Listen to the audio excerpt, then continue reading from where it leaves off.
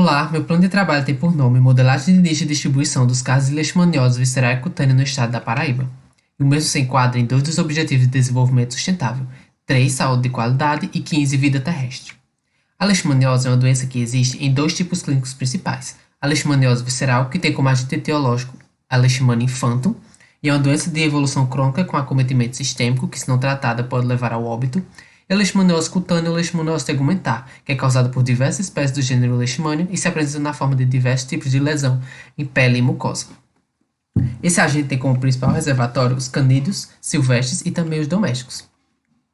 E é transmitido desses animais para o homem por intermédio da picada de mosquitos hematófagos do gênero Lutsomia, conhecidos popularmente pelo nome de mosquito palho.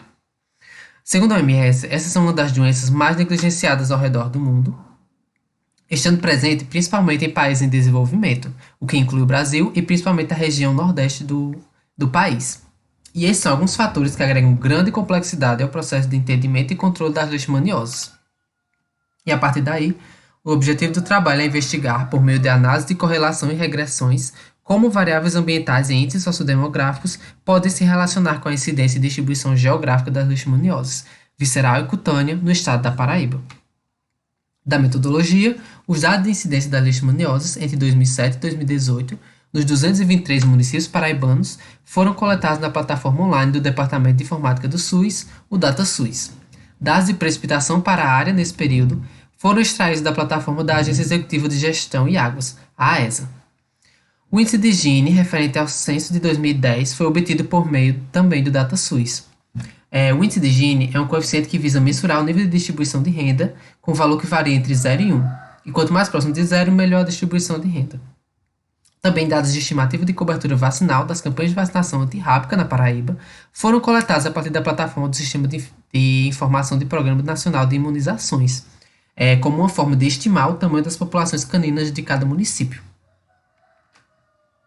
As informações foram submetidas à análise estatística descritiva e foram elaborados no programa Microsoft Excel 2016 diagramas de dispersão, para a Paraíba como um todo e para as suas mesorregiões, e a partir destes foram feitos modelos de regressão linear. Também se fez uso do coeficiente de correlação de Pearson para a mesma distribuição.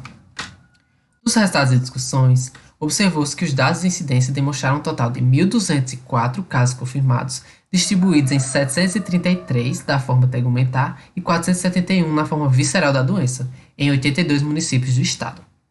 Falando em relação à zona de residência, observou-se que para a leishmaniose tegumentar houve uma casuística quase 3 vezes maior para indivíduos residentes na zona rural, enquanto para a leishmaniose visceral observou-se uma casuística maior em indivíduos residentes na zona urbana, o que corrobora com a literatura acerca do processo de urbanização da leishmaniose visceral, que antigamente era tida como uma doença tipicamente rural. Falando da relação dos casos de leishmaniose tegumentar e indicador de Gini, observou-se uma fraca correlação positiva, com valores de 0,2097 para o estado como um todo, e os diagramas de dispersão não evidenciaram uma relação linear direta, apresentando R quadrado entre 0,0208 e 0,158, e os mesmos resultados se repetiram para a leishmaniose visceral. Falando dos casos de leishmaniose tegumentar e visceral e a sua relação com a precipitação média do período, observou-se uma fraca correlação positiva também, à exceção da mesorregião da Borborema, onde essa foi uma fraca correlação negativa, e os diagramas de dispersão seguiram o mesmo padrão de resultados já citados. Falando da relação dos casos de leishmaniose visceral com o tamanho da população canina, observou-se uma forte correlação positiva entre eles, com valor chegando a 0,9103 para a Paraíba, com diagrama de dispersão que evidenciaram também essa relação de dependência entre as variáveis, com o R quadrado chegando a 0,9352 entre as mesorregiões. O mesmo padrão se repetiu para os casos de leishmaniose tegumentar, mas com valores não tão significativos quanto para a leishmaniose visceral, indicando assim que os modelos de regressão são eficientes em determinar o comportamento dos dados, e tais achados condizem com a literatura acerca da grande influência do elemento canino nessas infecções humanas. Das conclusões, observa-se um alto número de casos notificados, o que reforça a problemática da doença, com o potencial desses números serem ainda maiores do que os evidenciados na pesquisa, tendo em vista a grande subnotificação que infelizmente ainda existe. E confirmar ainda mais a importância de estudos semelhantes com o objetivo de esclarecer sua ocorrência e facilitar o seu diagnóstico. Isoladamente, a relação entre os dados ambientais de precipitação e os dados sociais de índice de Gini demonstraram tendências esperadas, mas com valores não tão significativos. Convém, então, ampliar a área de estudo a fim de melhorar a dimensão amostral dos casos e também refinar as formas de análise.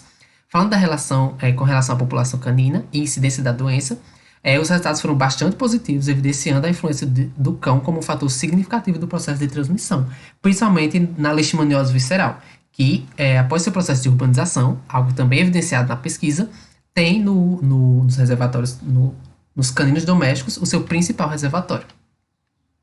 Agradeço à Universidade Federal da Paraíba, agradeço ao professor Dr. Rosenberg Fernando de Menezes pela oportunidade e agradeço também ao CNPq e à Propesc pelo fomento dessa pesquisa. Muito obrigado.